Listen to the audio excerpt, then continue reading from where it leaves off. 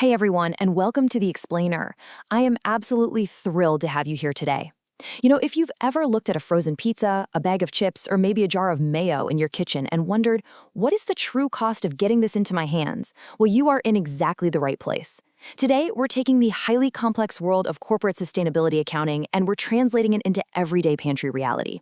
We are going to look at the exact framework that investors and corporations use to track the real environmental and social footprint of the food we buy.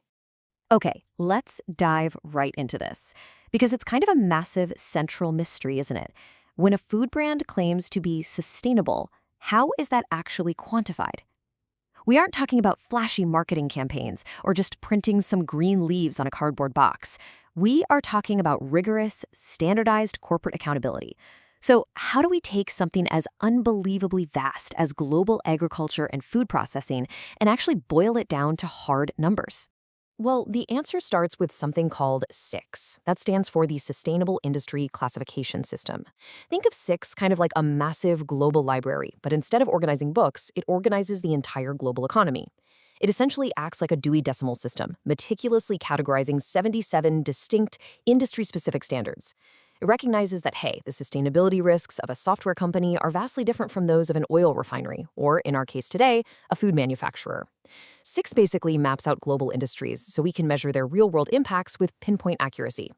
So to truly grasp how all this works, here's our roadmap. We'll start by making sense of the SICS framework, then we'll navigate down to the food and beverage sector, define processed foods, and then really dive into the details, operations, health and packaging, and finally, tracing the supply chain. All right, let's kick things off with Section 1, Making Sense of SICS.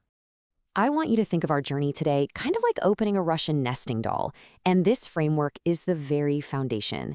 These aren't just arbitrary rules made up by some marketing department, right? The SASB standards are actually under the stewardship of the International Sustainability Standards Board, or the ISSB.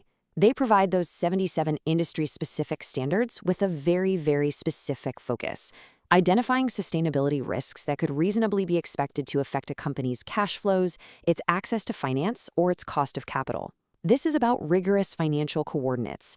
It equips investors and companies with standardized metrics so that absolutely everyone is speaking the exact same language when they talk about risk and opportunity.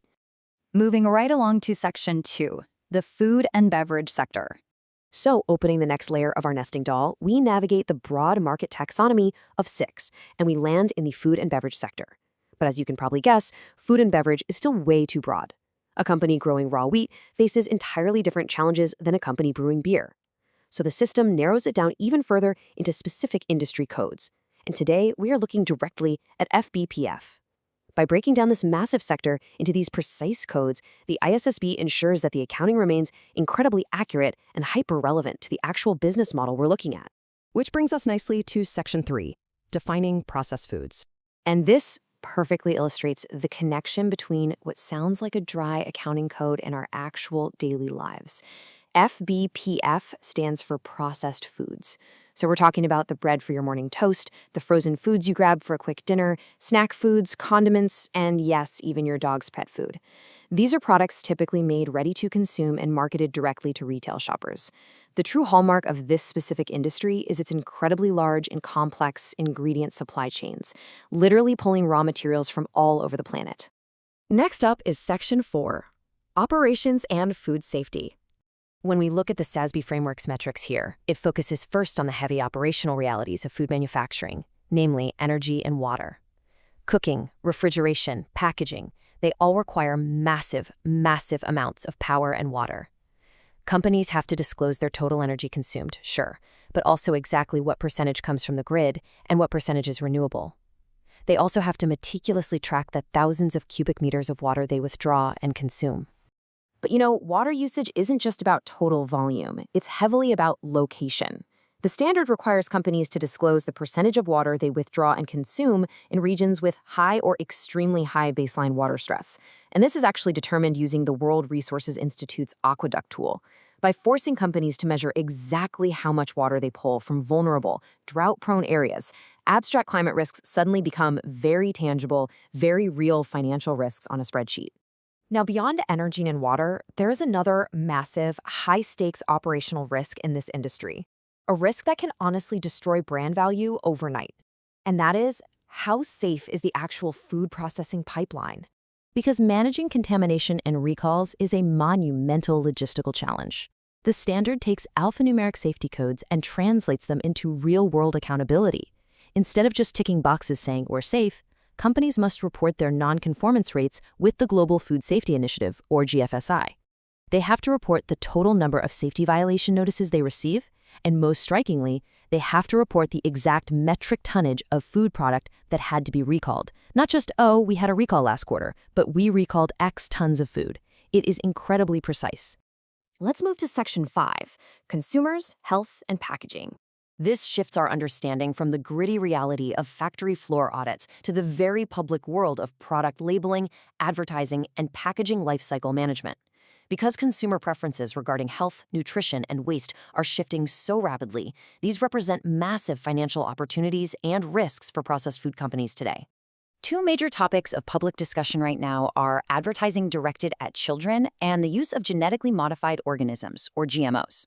Now, it's really important to note that the framework remains completely impartial here. It doesn't pass judgment or take political sides on these complex issues. Instead, it just requires neutral, factual disclosure. Companies must report the percentage of their advertising impressions made on children and the amount of revenue generated from products labeled as containing GMOs versus those labeled as non-GMO. It's simply about giving investors the raw data to see exactly where the revenue is coming from. And then, of course, there's the wrapper itself. The packaging lifecycle is broken down meticulously. First, you have primary packaging. That's the plastic touching your frozen peas. Then secondary packaging. That's the cardboard box holding the plastic bags. And finally, tertiary packaging. These are the massive pallets and shrink wrap used for shipping. Interestingly, tertiary packaging is actually excluded from this specific weight metric, and that's to keep the focus tightly on what ends up sitting in consumer households. And here is exactly why that boundary matters. Companies cannot just run a TV ad claiming to be green.